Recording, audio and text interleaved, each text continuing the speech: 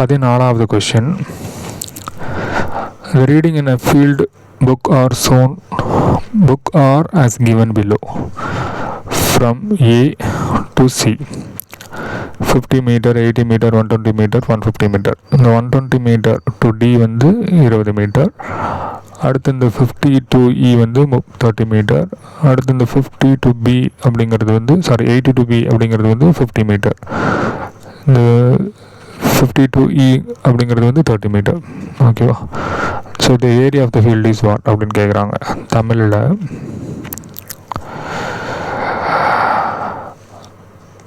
நில அளவை புத்தகத்தில் நிலமானது பின்வருமாறு மதிப்புகள் குறிக்கப்பட்டுள்ளன. ஏயிலிருந்து சி வரை 50 மீட்டர், 80 மீட்டர், 120, 150 மீட்டர். ஓகே, ஏயிலிருந்து இ வரை 30 மீட்டர். ஸோ இங்கே 80லேருந்து பி வரைக்கும் 50 மீட்டர், 120லேருந்து டி வரைக்கும் 20 மீட்டர். ஸோ நிலத்தின் பரப்பளவு என்பது என்ன? இதுதான் கொஷின். ரைட். ஸோ ஃபஸ்ட்டு இது பார்த்தா ப்ரீவியஸ் இயர் கொஷினில் இந்த மாதிரி கேட்டிருக்காங்க. நில அளவை சம்ஸ் கொடுத்து கேட்டிருக்காங்க ப்ரீவியஸ் இயர் சம்மில். இந்த சம்மை சால்வ் பண்ணுறதுக்கு முக்கோணத்தினுடைய பரப்பளவு ஃபார்முலாவும் சரிவத்தினுடைய பரப்பளவு ஃபார்முலாவும் தெரிஞ்சால் போதும். ஸோ முக்கோணத்தின் பரப்பளவுங்கிறது ஆஃப் பிஹெச், சரிவத்தின் பரப்பளவுக்கான ஃபார்முலா வந்து ஆஃப் ஹெச் ஆஃப் ஏ ப்ளஸ் பி. இது ரெண்டும் தெரிஞ்சாவே சம்மை சால்வ் பண்ணிடலாம். எப்படின்னு பார்க்கலாம். ஸோ ஃபஸ்ட்டு இந்த ஏயிலிருந்து இந்த 50 மீட்டர் கொடுத்துருக்காங்களா? ஓகே, இந்த டாட்லேருந்து இ வரைக்கும் 30 மீட்ரு. ஸோ நான் என்ன பண்ணிக்கிறேன், ஒவ்வொன்றா நான் வந்து முக்கோணம் மாதிரி போட்டுக்கிறேன். ஸோ இந்த ஏஇ 30, அதே மாதிரி இதிலிருந்து பி வரைக்கும் ஒரு டாட் கனெக்ட் பண்ணிட்டேன். ஸோ இந்த முக்கோணத்தை இழுத்துருக்கேன். அதே மாதிரி பியிலேருந்து சி வரைக்கும் ஒரு முக்கோணம், சியிலேருந்து டி வரைக்கும் ஒரு முக்கோணம், மொத்தம் 4 முக்கோணம் பாருங்கள். 1 2 3 4, ஒரே ஒரு சரிவகம். இந்த பாருங்கள், இந்த இ டி, இந்த பாயிண்ட்டு இதெல்லாம் கலெக்ட் பண்ணால் சரிவகம் வரும். ஸோ இங்கே ஒரு முக்கோணம் இருக்குது, தனியாக எடுக்க வேணாம், அது சரிவகமாகவே எடுத்துக்கலாம். இங்கே நீங்கள் முக்கோணம் 5ன்னு போட்டிங்கன்னா இந்த இடத்துல வந்து ரெக்டாங்கிள் எடுக்கணும். அதுக்கு மேலே நம்ம சரிவகம் ஃபார்முலா யூஸ் பண்ணிக்கலாம். ஓகே, ஃபஸ்ட்டு ஆஃப் பிஹெச் போட்டால் 30 50, இந்த 50 30 50. ஸோ ஆஃப் பிஹெச் போட்டிங்கன்னா 750 வரும்.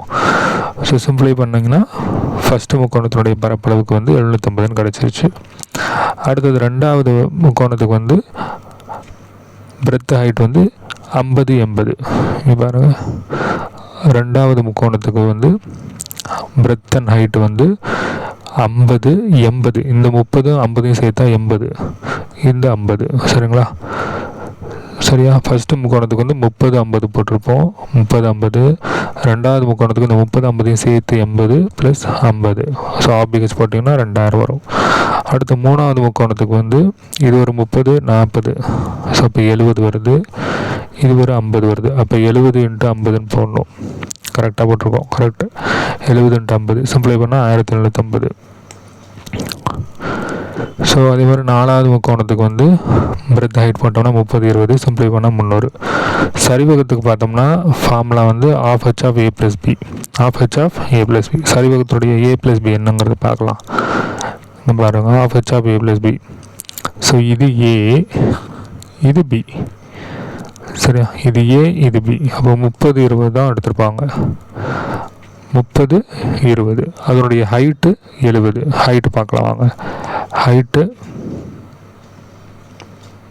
இந்த இருக்கு பாருங்கள், ஹைட்டு இது வந்து 70 ஹைட்டு. சரிங்களா? ஸோ ஆஃப் ஹெச் ஆஃப் ஏ ப்ளஸ் பி. ஸோ முக்கோணத்தின் பரப்பளவு சரிவகத்தின் பரப்பளவு கண்டுபிடிச்சோன்னா எல்லாத்தோட வேல்யூவும் ஆட் பண்ணிங்கன்னா உங்களுக்கு 6550 வரும்.